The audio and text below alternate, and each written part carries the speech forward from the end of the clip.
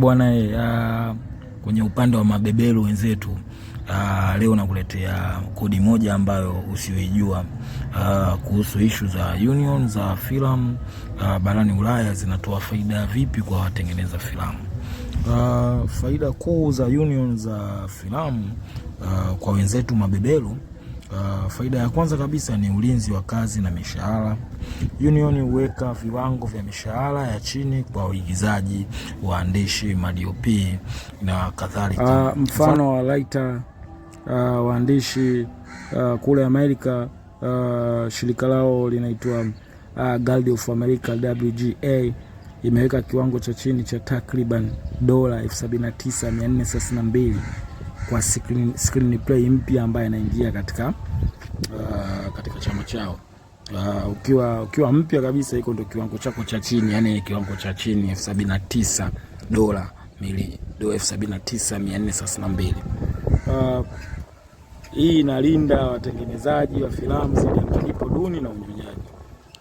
Faida ya pili, bima na pension. Wanachama hupata bima ya afya, ajali na pension.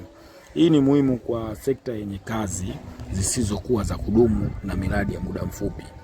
Bwana, hatari mabeberu. Faida ya tatu kabisa, mazingira salama ya kazi. Union zinahakikisha masaa ya kazi yasiyopunguzwa, mapumziko ya lazima na usalama wa seti. Hii inalinda wafanyakazi dhidi ya ajali na uchovu. Bwana, mastanti hatari.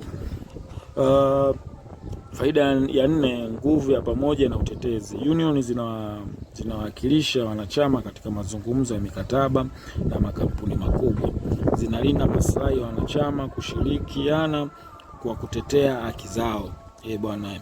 Faida ya tano na ya mwisho bwana, ambayo inakusanua leo kwa wenzetu mabeberu, fursa za ushirikiano na mitandao.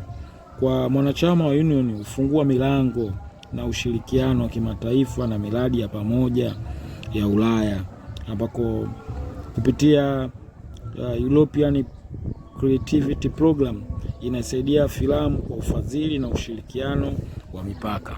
Sasa leo nimekusanua faida za vyama vya filamu katika kila department, kwa mafilmmaker au wapishi au waandaaji wa filamu, watu ambao wako nyuma kamera, wanafaidika vipi kupitia hivi vyama.